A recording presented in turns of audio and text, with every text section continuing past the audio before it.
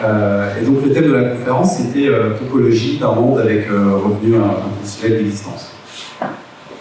Alors juste me présenter très rapidement, en fait, je m'appelle Alain Bass et en ce moment je suis membre du comité légal, c'est-à-dire co-responsable légaux de l'association qui s'appelle le Mouvement français pour un revenu de base. Je suis l'un des membres qui était à l'origine de la création de l'association. Et donc cette association, son but c'est de promouvoir le revenu de base pour son instauration en France. Donc l'objet de cette conférence, ça va être de voir un peu à quoi ça ressemble une société dans laquelle il y aurait un revenu de base et quelle forme ça peut prendre cette société, quels sont les impacts de ce revenu de base sur la société et les individus qui vivent dans cette société qui s'est dotée d'un revenu de base. D'abord, je vais quand même vous donner le sens du FRB, qu'est-ce que c'est qu'un revenu de base, aujourd'hui inconditionnel d'existence, d'autres appellations, d'autres termes. C'est une définition qui a été adoptée en 2013, qui a été prise pour depuis. Le revenu de base est un droit inaliénable, inconditionnel, cumulable avec d'autres revenus, distribué par une communauté politique à tous ses membres de la naissance à la mort, sur base individuelle, sans contrôle des ressources ni exigence de contrepartie, dont le montant et le financement sont ajustés démocratiquement. Donc voilà ce que dit le FRB à propos de ce qui est défini comme étant un revenu de base. C'est une définition qui rejoint celle adoptée par le Basic Income First Network, qui est l'organisation qui au départ était essentiellement composée de chercheurs, une société militante aussi, qui donc concerne le monde entier, et qu'on retrouve aussi plus ou moins dans les autres pays qui portent aussi avec un Basic Income que nous soyons dans ce cas, donc ce genre de définition. Alors, je vais juste préciser un petit peu ce qu'on entend par certains termes. Donc, on parle de revenu universel.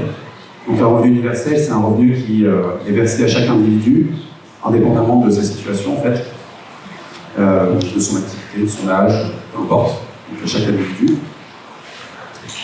Ensuite, inconditionnel, eh bien, ça veut dire qu'il n'y a pas de condition pour l'obtenir, tout simplement. Donc, il n'y a pas de, comme on l'a dit, il n'y a pas de contrepartie. Il ne faut pas faire quelque chose pour l'obtenir.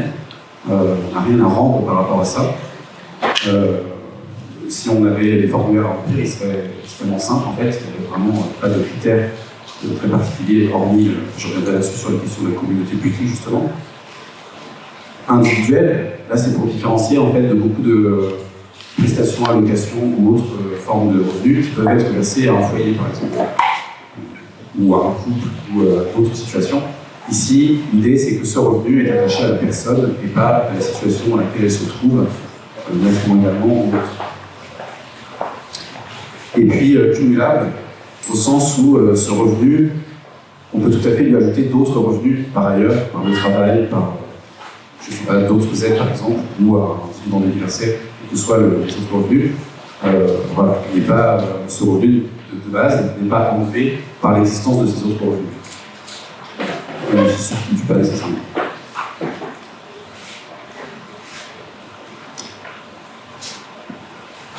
Alors, l'exercice qui m'est demandé de faire, de réfléchir à c'est quoi la topologie d'une société dans laquelle il y aura un revenu de base, est un peu difficile parce qu'en fait, aujourd'hui, ça n'existe pas. Il n'y a pas de société dans laquelle il y a un revenu de base.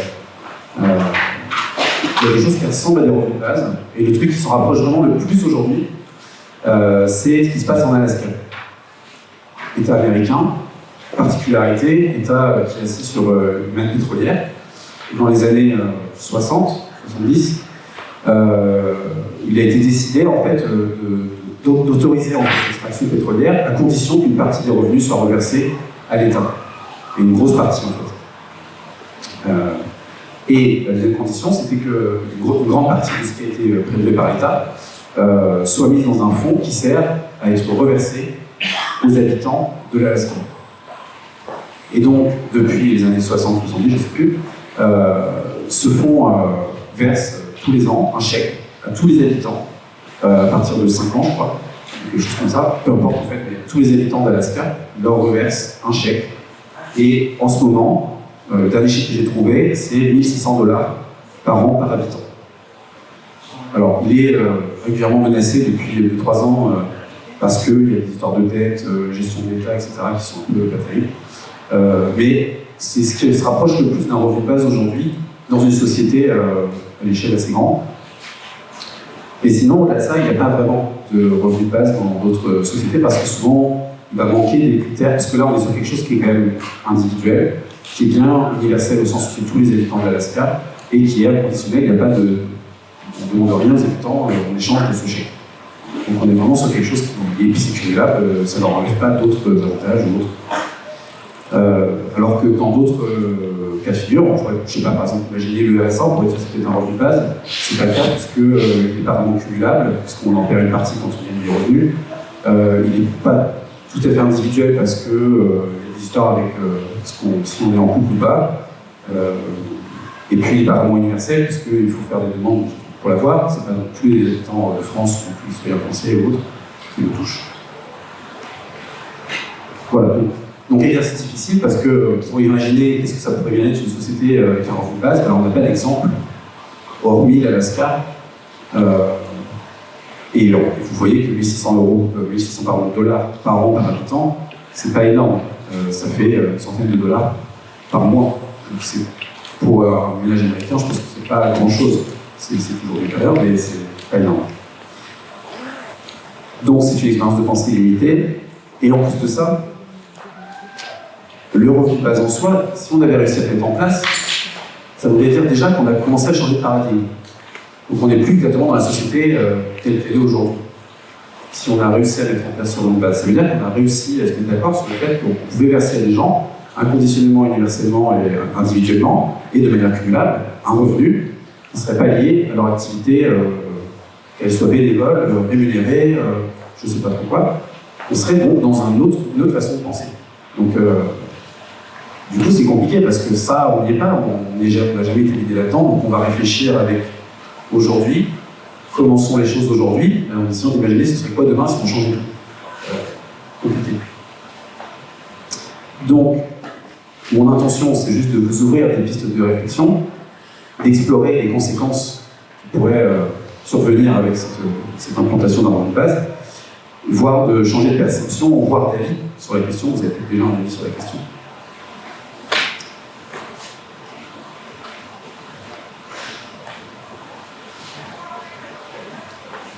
Alors, quand on parle de topologie, on parle de structure, de forme. Une des premières qui est nécessaire de questionner, c'est la communauté. Je disais tout à l'heure, c'est distribué aux membres d'une communauté politique. Du coup, qu'est-ce que ça pourrait être, cette communauté politique? Déjà, rien que se poser des questions, ça vient chambouler des trucs dans notre vie de tous les jours. Et je pense que la June est un bon exemple justement de c'est quoi cette communauté politique. Qu'est-ce que ça changerait? Oui, si on se versait à tous un revenu, alors déjà, c'est qui tous? Parce que ça ne peut pas être le monde entier, là, demain, il faut être réaliste quand même. Et donc, il y a quelqu'un qui verse ce revenu. Alors, si c'est l'État français, par exemple, et à qui est-ce qu'il le verse? Est-ce qu'il le verse aux citoyens français? Est-ce qu'il le verse aux habitants français? Est-ce qu'il le verse aux gens qui vivent en France depuis peu de temps? Enfin, peut-être qu'il y a des choses comme ça. Donc, c'est déjà des choses qui existent aujourd'hui. Il y a des questionnements là-dessus sur certaines allocations sont ouvertes aux résidents, d'autres aux citoyens, etc. Donc ça c'est déjà des choses qu'on peut aller voir. Mais déjà, donc, il y a quelque chose d'important, c'est de se dire qu'on serait capable de se verser à tous un revenu, donc on formerait une communauté en faisant ça, en fait. Et donc c'est un peu un renversement. En tout cas, ça vient donner une autre signification à ce qu'on entend d'habitude par la communauté politique. Parce que là, du coup, on dit, cette communauté, elle a quelque chose de concret en fait qui la relie. Et je trouve que cette reliance-là, elle est assez bien illustrée par l'expérience l'expérience en fait, mais, par une forme de revenu de base, quelque part, qui existe encore aux États-Unis. Et cette fois-ci, dans le territoire Cherokee. Dans le territoire Cherokee, en fait, il y a quelques dizaines d'années, ils ont eu l'autorisation par l'État fédéral dans sa grande mansuétude d'ouvrir des casinos. Et les Cherokees se sont dit qu'est-ce qu'on va faire cet argent? Parce que du coup ça va amener une manne importante de gens. Je pense qu'il y a des histoires de détaxation, tout ça qu'ils peuvent faire, c'est intéressant d'aller jouer là-bas. Ils ont décidé en fait qu'une grande partie des revenus des casinos seraient mis en commun et reversés à l'ensemble des membres de la communauté Cherokee. Et donc, aujourd'hui encore, de la même manière qu'en Alaska, les membres de la communauté Cherokee reçoivent chaque année aussi, je crois, un chèque. Et là, c'est des choses sûres, c'est plus de 5 ans. Donc, à partir de 5 ans, chaque membre de la tribu, enfin, les tribus d'aujourd'hui, mais en tout cas, chaque membre de cette communauté reçoit un chèque qui vient en fait des gains engrangés par les casinos. Et pour eux, c'est hyper important parce que dans la tradition indienne, en fait, pour eux, ça a beaucoup de sens. Et pour eux, c'est une manière de donner vie, en fait, de donner corps à cette communauté. Dans un documentaire que vous pouvez voir à partir de demain, pas encore officiellement sorti, donc, je trouvais intéressant, il y avait la personne qui était interrogée, qui devait être le gouverneur, je trouve ça, du territoire, expliquer que dans une communauté politique, il y avait 3 piliers, en fait, très importants: la responsabilité, la confiance et la communication. Et en fait, pour lui, le fait d'avoir ce revenu distribué entre tous les membres, ça permet de solidifier en fait, ces piliers, puisque en fait, on se fait confiance dans le partage qu'on se fait là. On se fait confiance qu'on va s'en servir de cet argent entre guillemets d'une bonne manière, même si, comme le dit, il peut arriver qu'il y ait des gens qui peut-être, il y a peut-être eu un petit peu plus de gens qui consomment plus d'alcool, etc. Mais globalement, c'est un effet bénéfique sur la communauté. Donc, ce qu'on peut voir, du coup, c'est que ce revenu peut souder en fait la communauté, parce qu'on se reconnaît à chacun ce revenu, on l'a tous. Donc, il n'y a pas quelqu'un qui exclut tout le monde à ce que tout le monde soit revenu. On partage tous ça.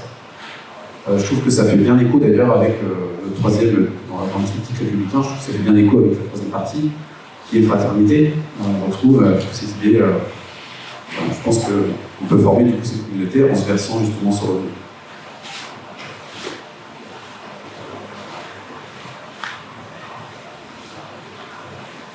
Si on prend sur la June, par exemple, vous avez choisi du coup une communauté qui n'est pas géographique. Donc là aussi, c'est de questionner la notion de communauté habituelle. Habituellement, les communautés sont géographiques, parce qu'avant, on n'avait pas les moyens de faire autrement, pour des questions de trajet ou de déplacement. Mais aujourd'hui, on peut se déplacer virtuellement dans tous les coins du monde.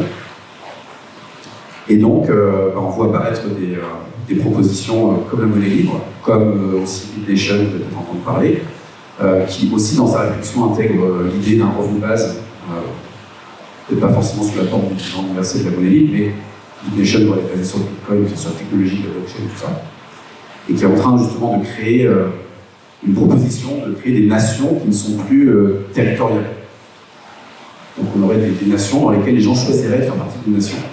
Et ces gens-là seraient à partir du moment. Et leur première cible, parce que c'est les gens les plus concernés par ça, ce sont essentiellement les travailleurs freelance qui, pour beaucoup, pour certains d'entre eux, en tout cas, sont mobiles, et du coup ont du mal à se retrouver dans quelle législation choisir pour mon travail. Est-ce qu'il faut vraiment que je me domicilie là ou là ou là? Enfin, ça n'a pas de sens pour moi parce que je voyage partout, j'ai des clients à travers le monde.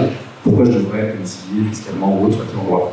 Donc BitNation dit justement, nous, on peut proposer de créer une nation dans laquelle tous les gens qui veulent en faire partie en font partie. Donc, ils se trouvent.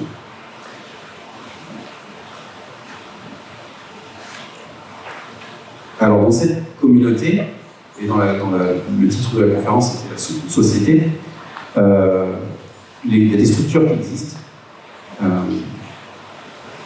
Je pensais par exemple au corps intermédiaire, on appelle ça comme ça en France souvent.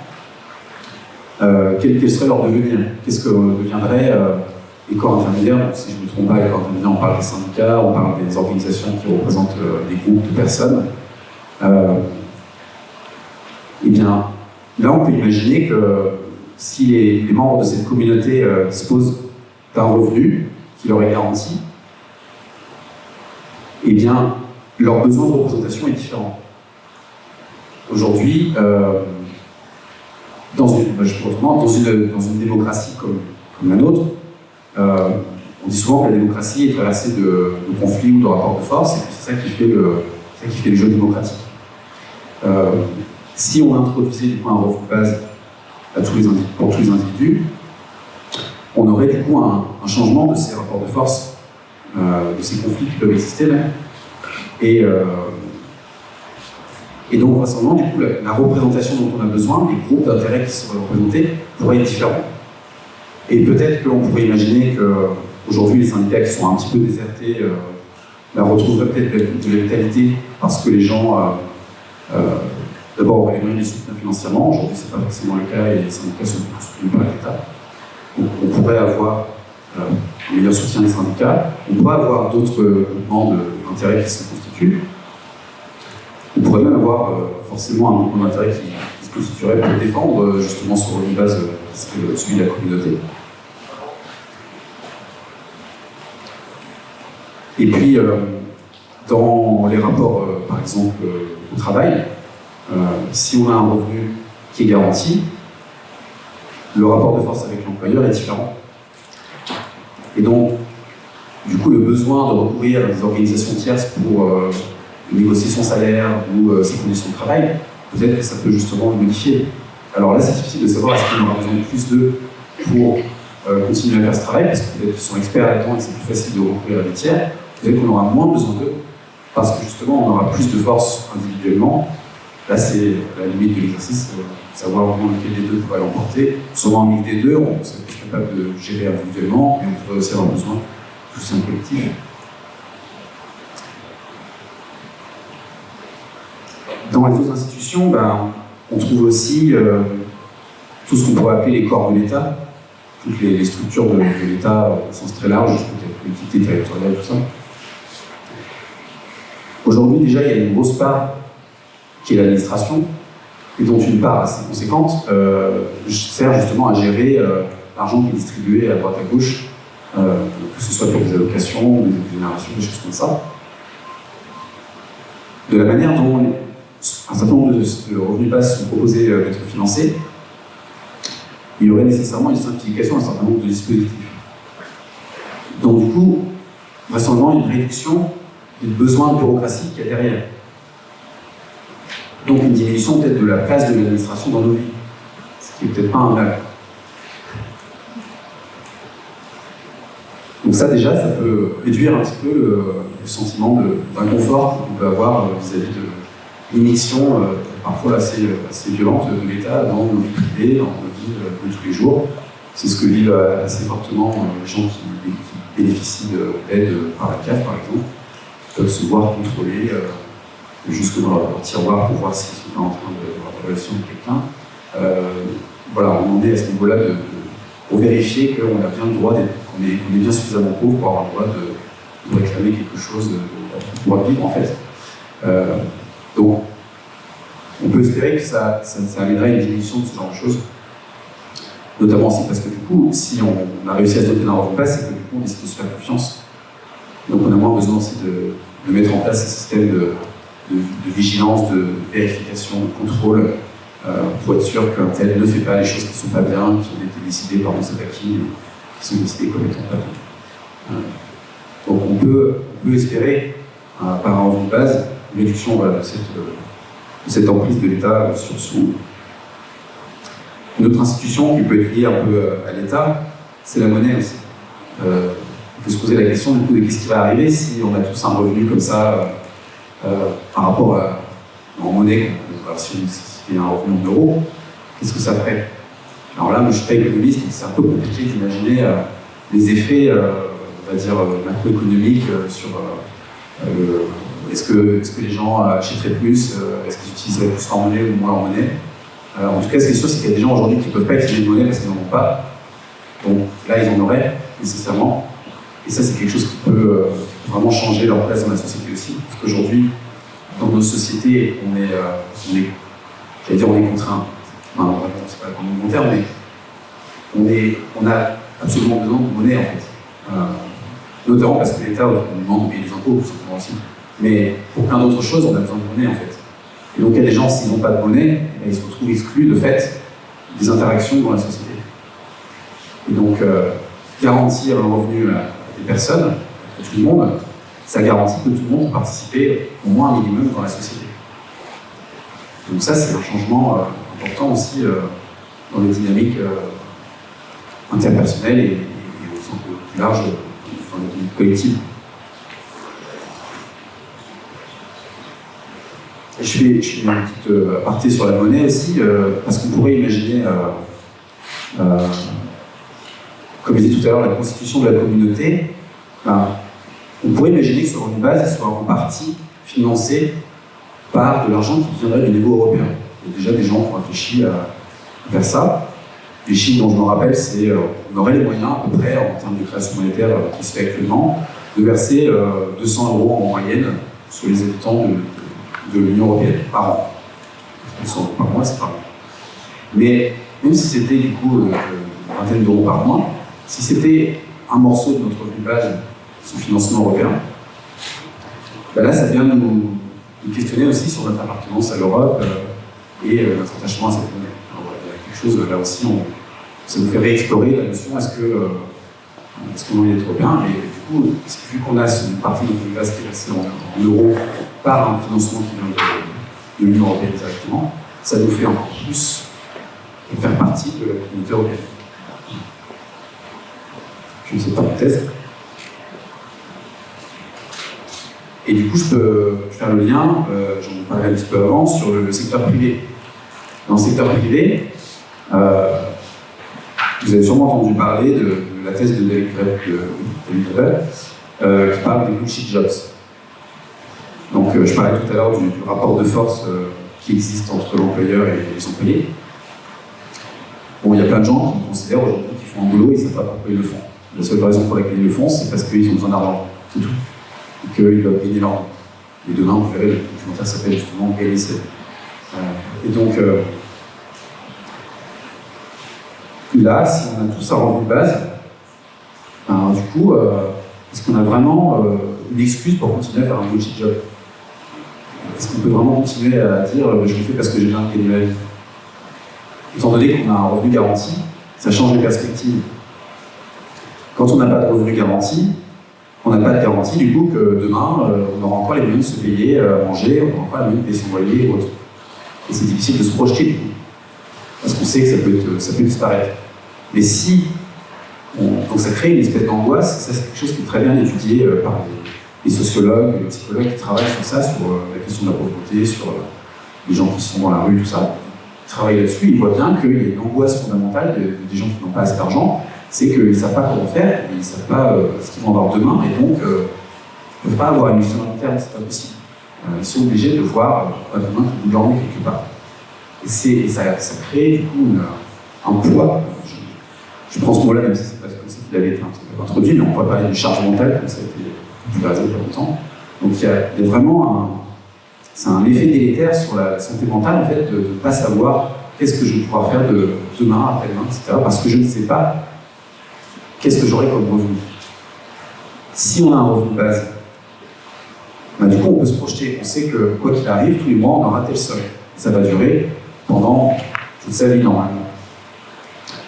Donc, ça peut venir très largement réduire cette angoisse, en fait. Et permettre, du coup, de faire d'autres choix. Et permettre, du coup, de prendre des respirations. Si on a besoin, on a un travail, on prend une respiration, on peut le faire. Parce qu'on ne passe pas d'un emploi avec un salaire à un revenu. On passe à une garantie quand même de revenus.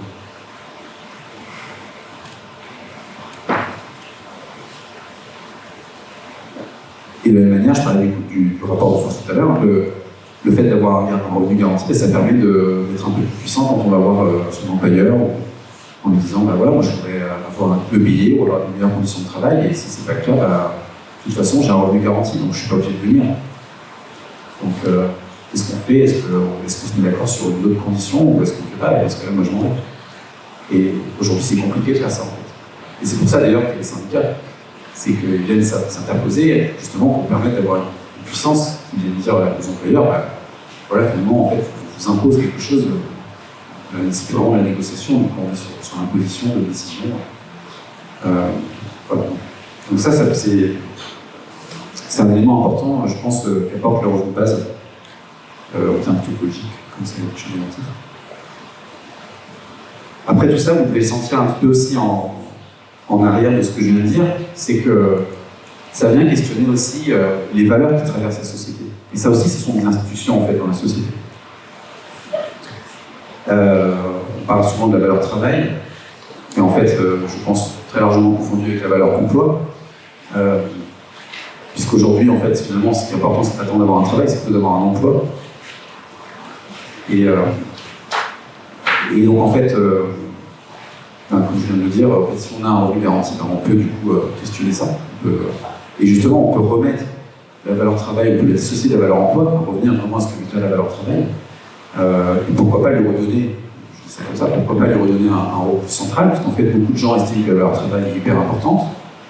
Et comme elle est confondue avec leur emploi, du coup, ça amène à la stigmatisation de gens qui n'ont pas d'emploi, et qui pourtant peut-être travaillent par ailleurs, bénévolement.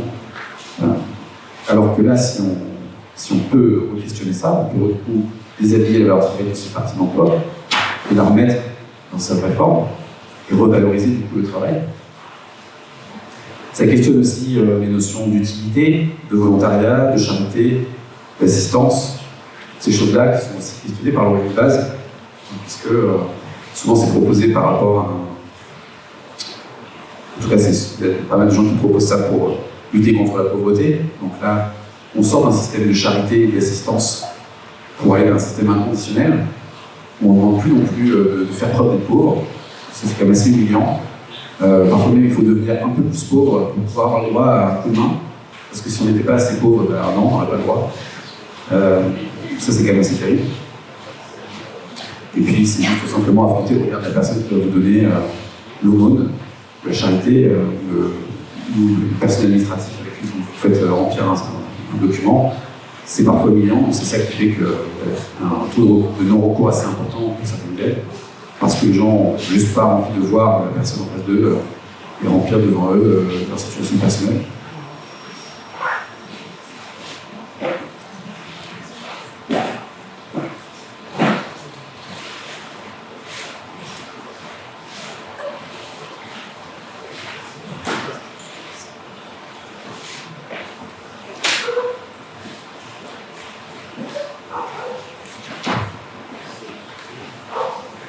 Alors ensuite, il y a quelque chose aussi qui va être questionné, c'est la gouvernance du choix du montant.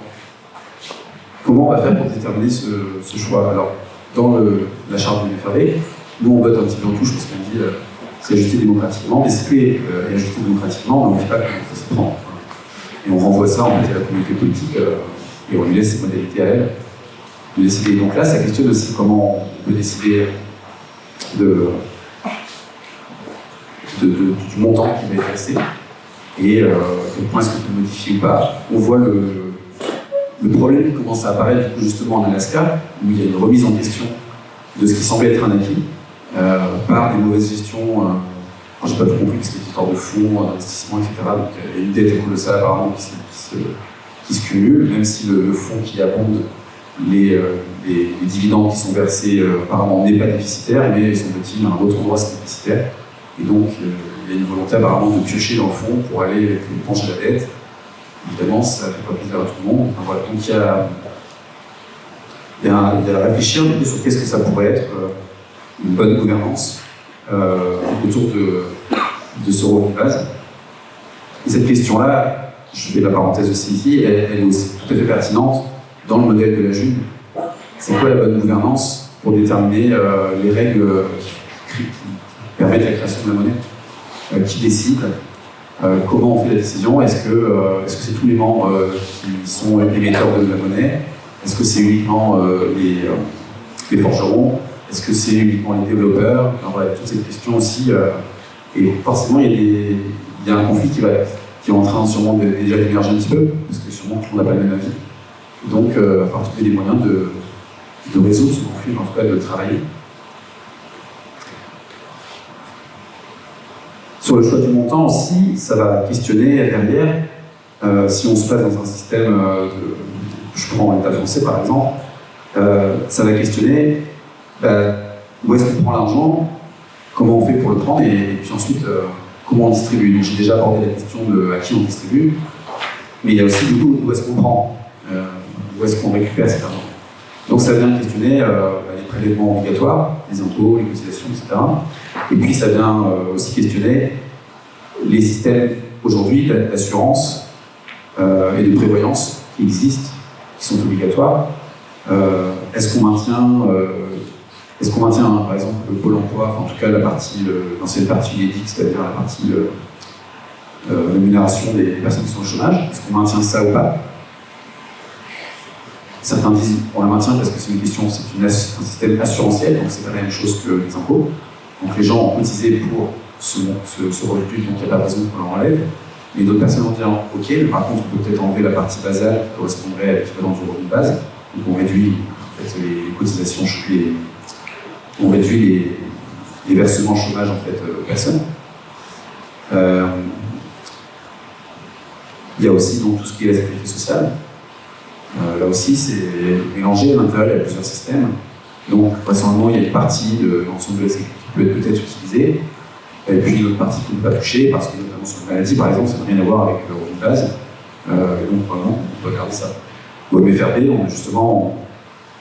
on a planché un peu là-dessus. On essaie de clarifier ça entre nous, parce que sinon, on avait beaucoup de questions. Et ce qu'on a statué dans notre charte, c'est de dire que ce revenu de base doit venir renforcer la protection sociale existante et non pas être un outil de sa déconstruction. Et à ce titre, nous sommes attachés aux assurances collectives de notre modèle social, assurance chômage, maladie et retraite, et veillons à ce que le revenu de base soit instauré pour une amélioration de ce modèle au profit de toutes et tous, notamment des personnes démunies.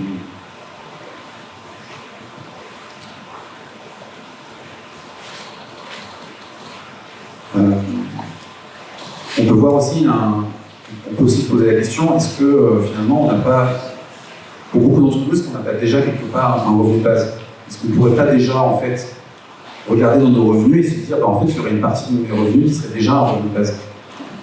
Voilà. Et les économistes qui calculent ça, qui disent que effectivement la plupart des habitants en France ont déjà un revenu de base en fait versé par l'État de manière ou d'une autre, ce qui n'est pas visible parce qu'il est découpé en plein de prestations et autres morceaux de revenus, donc on ne s'en rend pas compte. Mais en réalité, on touche déjà tous. Alors pour ceux qui ont des revenus suffisants, ils ont déjà globalement un revenu de base qui est versé par l'État, soit parce qu'ils ont des enfants, parce qu'ils ont aussi, je ne sais pas exactement tous les détails, mais en tout cas, c'est quelque chose qui existe déjà. Donc on pourrait tout à fait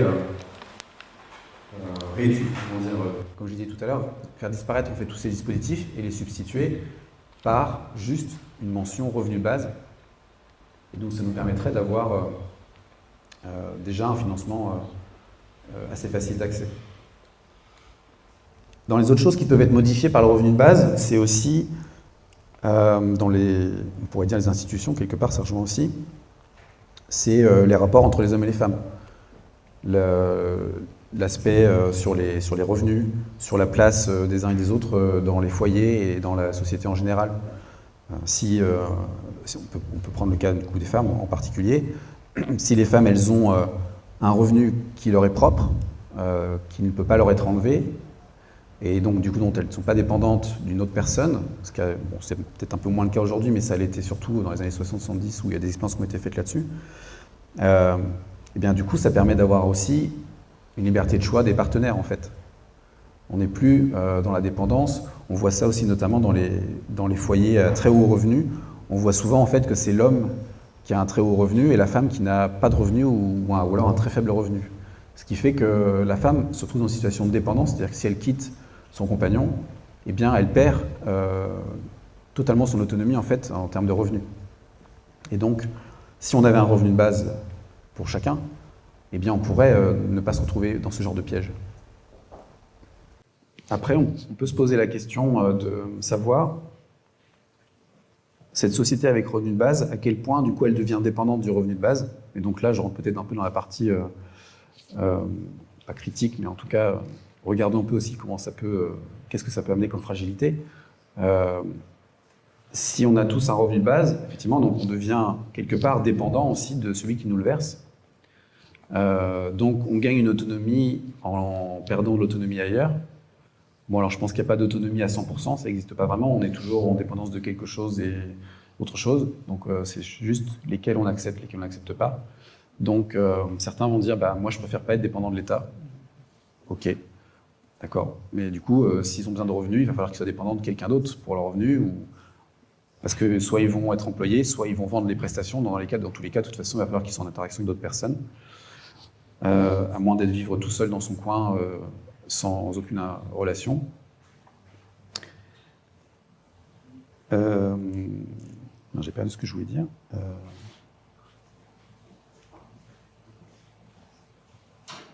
Je parlais de... Non, c'était quoi ma phrase juste? Qu'est-ce que j'ai dit? Non, je viens de dire... Oui, l'autonomie. L'autonomie par rapport à l'État. Oui, donc l'autonomie par rapport à l'État, ça peut être aussi...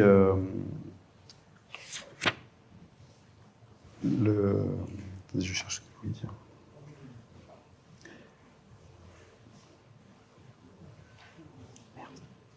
Parce qu'il n'y a pas de critique. Si, il y en avait d'autres, mais j'ai perdu mon fil. Qu'est-ce que je voulais dire? Est-ce qu'on peut t'en apporter? Je veux bien sûr. Oui.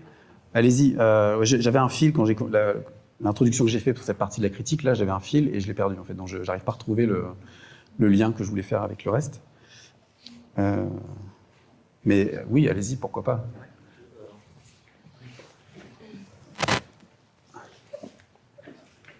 Ouais.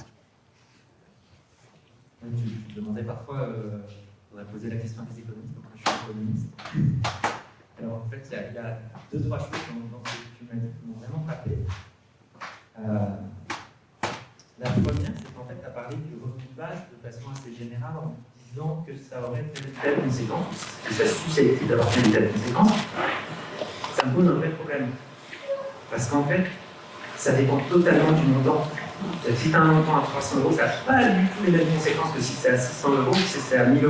Effectivement, la question de la liberté par rapport à l'employeur, elle n'est présente que si tu es autour de 1000 €. Avant, c'est un peu compliqué. Enfin, ça commence, hein, mais pas 300 €. En tout cas, il n'y a pas de liberté par rapport à l'employeur. Si tu quittes ton boulot, tu te retrouves avec 300 €, c'est quand même très stressant. Donc c'est une question fondamentale et c'est en fait quand tu as parlé de l'Alaska et des Cherokees, alors je ne connais pas très bien les Cherokees, par exemple je connais assez bien celui de l'Alaska, les gens ne le vivent pas du tout comme un revenu de base, mais alors vraiment pas du tout. Pour eux, c'est pas la base sur laquelle ils vont faire quelque chose. En fait, pour eux, c'est un revenu supplémentaire et ils travaillent tous, parce qu'il y a du boulot là-bas, tant mieux. Ils travaillent et puis ils ont ce petit revenu qui vient en supplément et puis ils se disent ben voilà, ça m'a permis de financer les études de mon enfant qui est parti à telle université et du coup grâce à ça. Et donc ça ressemble plus en fait à quelque chose comme la participation ou l'intéressement dans une entreprise. En fait, il y a la rente pétrolière de l'Alaska et puis comme ils ont plein de bénéfices grâce à ça, du coup ils distribuent à toute la population comme si c'était une grosse entreprise en quelque sorte. Et c'est irrégulier. D'une année sur l'autre, ils ne savent pas exactement quel montant il va avoir. Donc du coup, ils ne comptent pas dessus. Ils ne disent pas, tiens, je vais avoir 500 € cette année. Non, ils ne savent pas. Donc c'est vraiment un cadeau de fin d'année. Voilà, je ne sais pas si c'est en fin d'année, mais c'est vraiment un bonus en quelque sorte. C'est vraiment comme dans une entreprise. Pour les Cherokees, je ne sais pas en fait comment ça fonctionne exactement. Comment ils le vivent, je veux dire. Mais effectivement, dans tous les cas qui ont été testés dans le monde, chaque cas est différent, suivant le montant, suivant la façon dont ça a été distribué. Et donc, ils ne le disent pas du tout de la même manière. Et puis, ça dépend aussi des conditions desquelles ils partent en fait, au départ. Par exemple, quand la chose a été tentée en Inde ou au Mozambique, je pense, et pas Belgique, ou en Afrique australe, c'était des populations extrêmement pauvres. Et du coup, le peu d'argent qu'ils ont eu, tout de suite, ils l'ont consacré à acheter des choses vitales pour eux, soigner leurs enfants, envoyer à l'école, acheter une machine à coudre pour créer une petite entreprise, des choses comme ça. Donc, ça n'a évidemment pas vécu de la même manière chez nous. Et on ne sait pas du tout comment ça a vécu d'ailleurs. Et alors, vraiment, pour le cas des bullshit jobs, alors ça, pour moi, c'est une question absolument clé. Dire que effectivement il y a plein de gens qui travaillent uniquement pour gagner de l'argent, c'est quelque chose qui est très très très vrai, puisque d'après un dernier sondage qui est paru, il y aurait 65% des gens qui considèrent qu'ils n'aiment pas leur travail et qui travaillent juste pour gagner de l'argent, ce qui est absolument énorme. Simplement, la chose dont tu n'as pas parlé, c'est que tous les boulots que font ces gens-là sont utiles pour la société. Il n'y a pas un boulot là-dedans que tu peux aller trouver et qui ne sert à rien. C'est-à-dire que, en fait, le rapport qu'ils ont à leur boulot, c'est moi, j'aime pas mon travail et c'est pas agréable à faire, mais il n'empêche qu'ils font un boulot vachement utile. Et donc, si ces gens-là quittent ce boulot-là du jour au lendemain en se disant bah, maintenant j'ai un revenu de base, et donc je peux me permettre de le quitter, la société dans son ensemble va en pâtir.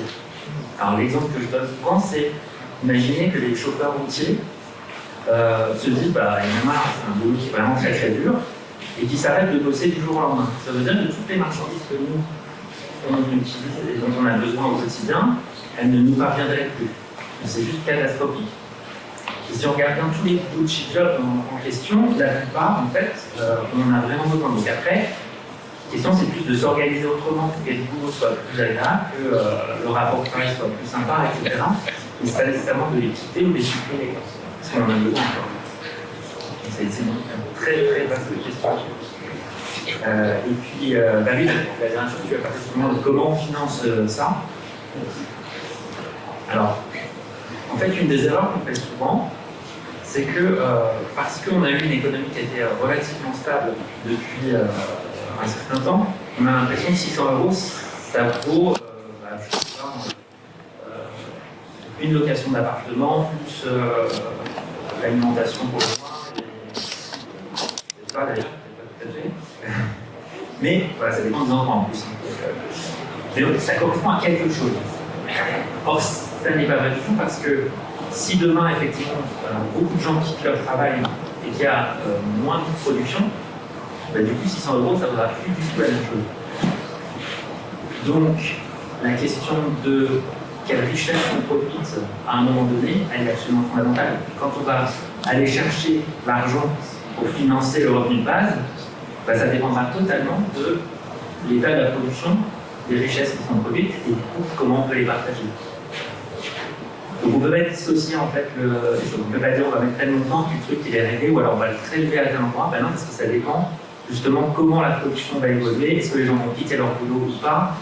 Et donc tout ça est à prendre en compte en fait. Par contre, effectivement, financer un revenu de base, c'est toujours possible. Parce que c'est un choix, mais ça dépend effectivement de l'attitude qu'on a derrière. Est-ce qu'on quitte notre boulot, qu'est-ce qu'on produit, etc. Mais en soi, c'est finançable. C'est la limite que je disais au début, c'est qu'on n'est pas dans ce modèle-là. Donc si on avait tout ça en base à 500 € ou peu importe, en fait, ben, les rapports économiques seraient différents. Et donc la valeur de ça, ce serait différent. Donc parler en euros d'aujourd'hui pour parler de base de demain, c'est vraiment très limité comme méthodologie parce que ça ne parle pas de la valeur de ce montant d'un revenu de base qui aurait à ce moment-là dans la société et est-ce que ça permettrait d'acheter ou pas. Là, on ne peut pas le savoir. C'est toujours le problème de regarder dans le futur, on n'y est pas et les choses se passeront différemment, surtout si on change un élément fondamental comme celui-là. Et sur les bullshit jobs,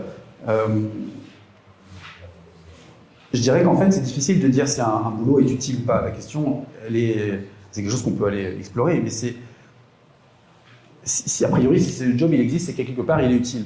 On pourrait poser ça comme une première hypothèse. A priori s'il existe, c'est qu'il est utile. Maintenant, si 65% des gens disent le boulot que je fais, j'ai pas envie de le faire et je le fais parce qu'il me faut de l'argent, ça veut dire que ce boulot, en fait, il est fait à contre-cœur. Et donc ça pose la question de comment il est fait ce boulot. Parce que, ok, la tâche est utile à faire, mais si on la fait en renaclant, en traînant les pieds, etc., ça veut dire que soit on n'est pas productif, soit on sabote le travail. C'est ce que d'ailleurs dans les sondages, il y a une partie des gens qui disent qu'en fait ils sabotent le boulot dans lequel ils travaillent. Donc c'est quand même assez hallucinant de savoir qu'il y a des gens qui vont bosser en disant je vais saboter ce que je fais. Enfin, voilà, on en est là.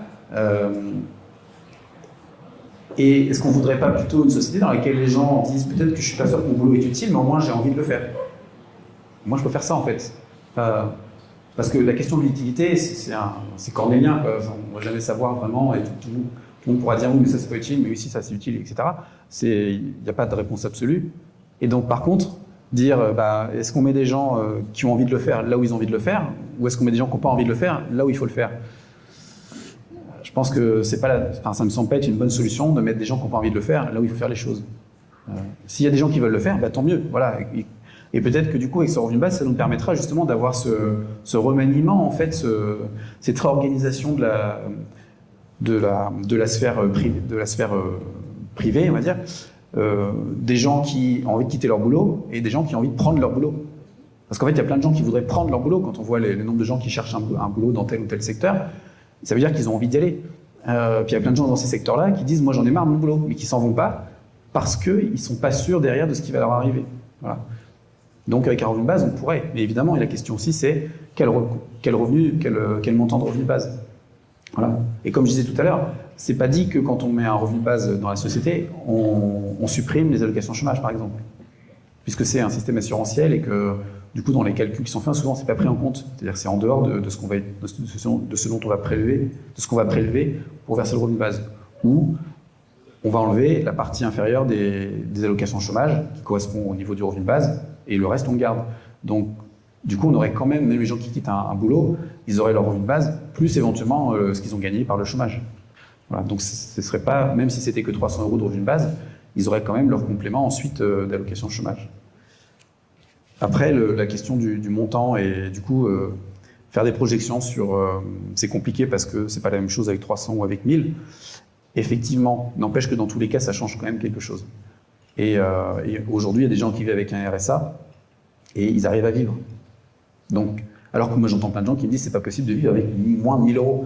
Ben, je dis, moi, je sais pas, mais en tout cas, je connais des gens, moi, c'est peut-être difficile pour moi aussi, mais je connais des gens qui vivent avec le RSA. Alors, je sais pas comment ils font, moi, j'arrive pas à imaginer, mais ils le font. Donc, je peux pas dire que c'est pas possible, puisqu'il y en a qui le font. Voilà. Et en plus de ça, ça peut re-questionner la topologie de la société, justement, c'est, si le revenu de base n'est pas, entre guillemets, suffisant pour couvrir je ne sais trop quoi, peut-être que ça va amener justement les gens à se dire où est-ce que je peux faire en sorte, à quel endroit en France par exemple, je peux faire en sorte que mon revenu soit suffisant, mon revenu de base soit suffisant. Et là, on peut très bien voir des gens qui quittent leur endroit pour aller ailleurs, où leur revenu de base a un meilleur pouvoir d'achat, enfin représente un meilleur accès à des services. Voilà, donc ça peut faire... C'est effectivement, avec les retraités, c'est effectivement, on voit ça aussi. Oui, et du coup, j'en profite pour dire qu'on fait le tour on fait les questions, tout ça, parce que j'ai... Alors, ouais. Oh, ok, c'est vous qui voyez, Ouais. C'était l'avantage de Dina. Il me semble que tu poses en périphérie, entre parenthèses, un prémisse de ta projection, et qui vient considérablement changer l'ensemble de ton projet. Tu dis, le revenu de base, ça existe dans un autre paradigme de société. Oui. Donc tu ne peux pas articuler toutes tes réflexions comme tu le fais, parce qu'effectivement, le revenu de base, ça va avec un questionnement de ce qu'est le travail. Est-ce que c'est une forme sociale historique ou transhistorique? Si c'est une forme sociale transhistorique, ça veut dire que ça organise les relations, quelle que soit la société. Si c'est une forme sociale historique, ça veut dire que ça correspond à la transformation du temps de vie en marchandise dans un certain rapport. C'est-à-dire que quand tu sors de cette forme historique du travail, tu n'as plus d'employeur et de salarié. Le travail ou l'emploi. Parce qu'en phase de travail et emploi, on va avoir activité et contribution. Le travail, c'est une donnée de réflexion marxienne, pas marxiste. Est-ce que c'est historique ou transhistorique? Comment est-ce que ça organise les relations? Effectivement, ce que tu décris vient dans un monde où on n'a plus de salariés, on n'a plus d'employés, mais on a des tâches qui doivent être effectuées. Dans un certain système de production, dans un certain système de distribution de ces ressources produites.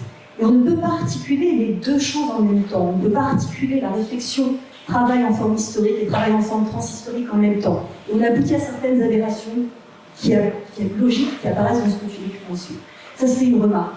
La deuxième remarque que je voulais faire, c'est lié d'ailleurs, c'est sur la notion de ce que vous défendez en cumulable.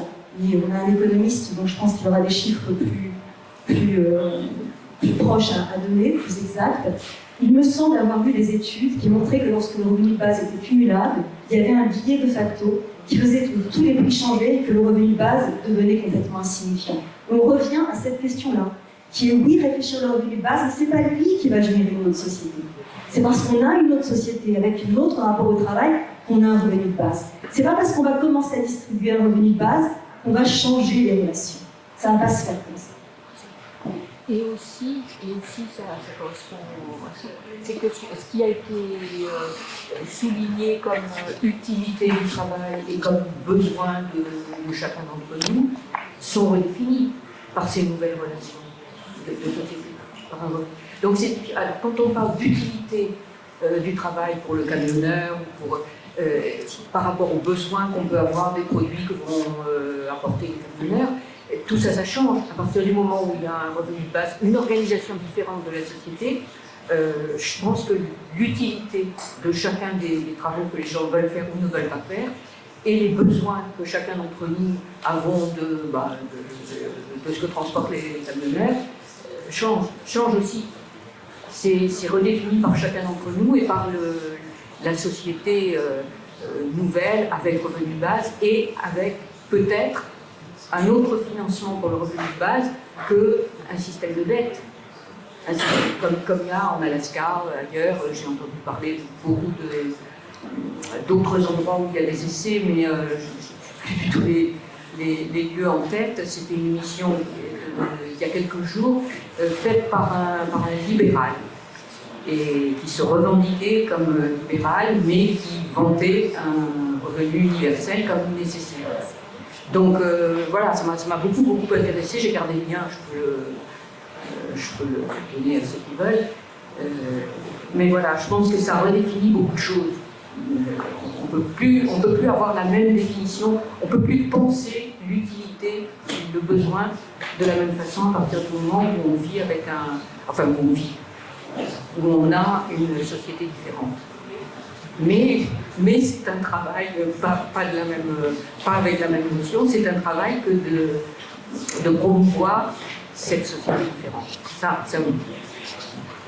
Et sur l'aspect, juste pour par rapport à ce que vous avez dit, j'ai peut-être mal compris, hein, mais j'ai pas dit que dont je parlais, il y avait plus de salariat. Parce que je vous ai parlé de ça au moment où il n'y avait plus de salariat, et je ne sais pas trop. D'accord, vous dites qu'il ne peut pas y avoir de salariat s'il y a un revenu de base. D'accord, ok. Et après, la limite de l'exercice dont vous avez parlé, effectivement, c'est ce que j'avais dit au début, si on est dans une société qui a mis en place un revenu de base, c'est que déjà on a changé de paradigme en fait. Ça veut dire qu'on a déjà fait un travail colossal. Donc, c'est exactement, c'est pour ça que je disais que on ne peut pas vraiment penser ce moment où il y a le revenu de base. On peut essayer d'imaginer des choses, mais c'est toute la limite du raisonnement sur les utopies, c'est qu'on n'est pas justement dans ces lieux et qu'ils sont en dehors de notre accès, quoi qu'on puisse mettre comme processus en place pour essayer de les imaginer, on n'y est pas. Donc on n'a pas les outils conceptuels qui nous permettent de le faire. Quand on y sera, on pourra expliquer ce qui s'y passe, mais on ne peut pas le faire aujourd'hui vraiment. Donc on met des pistes, on met des choses qui pourraient... on s'imagine que ça pourrait ressembler à ça, mais ce ne sera jamais que des modèles lointains, des cartes très éloignées du territoire. Tu ne peux que changer tout le paradigme, pas juste une partie. Alors, moi, j'ai juste un petit point de paradigme qui me manquait aussi dans ta présentation. C'était l'ordre hiérarchique de valeur. C'est-à-dire en fait, tous ces bullshit jobs qu'on personne ne veut faire et qui sont pourtant néanmoins utiles et nécessaires. Eh bien, si on est payé beaucoup mieux, ou en tout cas si on inversait l'ordre de valeur, c'est-à-dire si les boulots intéressants, super, valorisants, qui ont du sens, etc., étaient moins payés que les boulots qu'on s'oblige à faire pour la communauté, pour l'utilité qui s'impose à tous, à ce moment-là, on verra bien ces choses changer. Mais alors là, je crois qu'il y aura beaucoup de résistance. Hein. Tous les travailleurs intellectuels, hein, dont je fais partie, vont dire « Ah, qu'est-ce que c'est ça? J'ai fait toutes les études que j'ai faites, pourquoi ?» hein. Donc, Bon.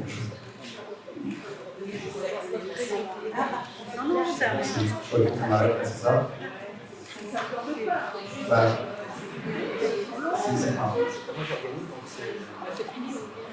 C'est fini?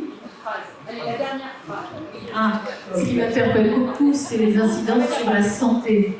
Parce que, à mon avis, si les gens sont moins stressés au travail, sont moins, tout ce qu'on a dit, voilà, c'est juste une invitation à réfléchir en termes de système de santé et simplement de santé publique. Voilà. Aussi bien pour les transports, l'industrie pharmaceutique, essentiel. Je vous remercie d'avoir participé, écouté. Allez, les deux derniers. Et encore. Je voulais aussi, C'est ça, bah, C'est fini, c'est pas tout à fait fini. Je voulais juste dire qu'en fait, les femmes dans l'histoire étaient très rarement payées pour ce qu'elles faisaient, elles le faisaient quand même. Donc voilà. Je crois que voilà, il ne faut pas oublier que quand on n'est pas payé, on peut quand même être valorisé. Donc c'est au niveau des transactions. On vit dans un système qui est à la fin de son existence. C'est tout simplement, il ne faut pas tout le temps revenir pour les économistes sur le système qu'on a maintenant, parce qu'on sait que ce système-là ne peut durer. Elle est caduque. Donc on est tous obligés de penser à notre fonctionnement. Et revenu de base, c'est juste pour moi, en tout cas, un exercice intellectuel. Il ne faut pas penser qu'on pourrait vraiment l'implémenter dans le système actuel. Ça, c'est absolument pas envisageable. Mais les questions qui sont reproduites, en fait, dans votre exposé, c'est toutes les questions que toutes les sociétés se sont toujours posées. Qui fait partie, qui ne fait pas partie, d'où ça vient et où ça va, et tout ça, c'est des questions fondamentales des sociétés humaines. Et on doit recommencer à penser. C'est très court, c'est juste, je pense qu'il est déjà important de penser qui est on. Merci à vous.